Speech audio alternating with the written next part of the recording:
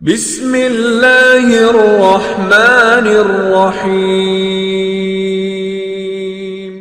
یہ حواری حور سے ماخوذ ہے، اور حور بولتے ہیں خالص سفید رنگ کو۔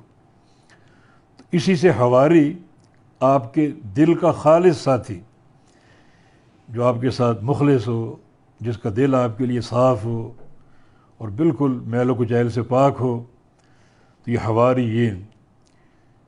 نبی علیہ السلام نے اپنے ایک صحابی کو بطور خاص اپنا حواری قرار دیا۔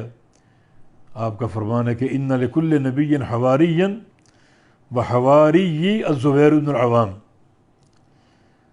بے شک ہر نبی کے حواری ہوتے ہیں، جو بھی نبی آیا اس کے حواری موجود تھے، اس کے خالص دل کے ساتھی، اور میرا حواری زبیر ابن عوام ہے، جو ان 10 صحابہ میں شامل ہیں جن کو دنیا میں جنت کی بشارت دی گئی۔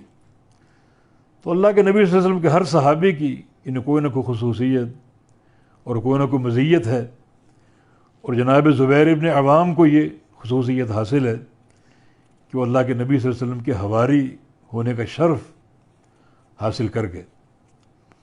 دراصل جنگ احزاب کے بعد جب مشرکین بھاگے تو اللہ کے نبی صلی اللہ علیہ وسلم نے فرمایا تھا کہ کون ہے جو دیکھے اس قوم کو اور اس کی رپورٹ ہمارے پاس لائے۔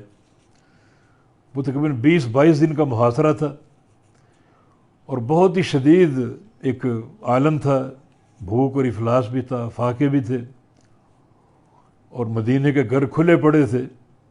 خندقیں کھود کر اپنا دفاع کرنا پڑا، اور جب مشرکین بھاگ گئے تو ان کے تعاقب میں جانا اور ان کی خبر لے کر آنا یقیناً ایک بڑا مشکل امر تھا، اور تینوں بار زبیر اٹھے کہ میں جاتا ہوں اور خبر لے کر آتا ہوں۔ تو اللہ کے پیارے پہ ان خوش ہوئے، اور یہ بات آپ نے ارشاد فرمائی کہ ہر نبی کے حواری ہوتے ہیں، اور میرا حواری زبیر ابن عوام ہے۔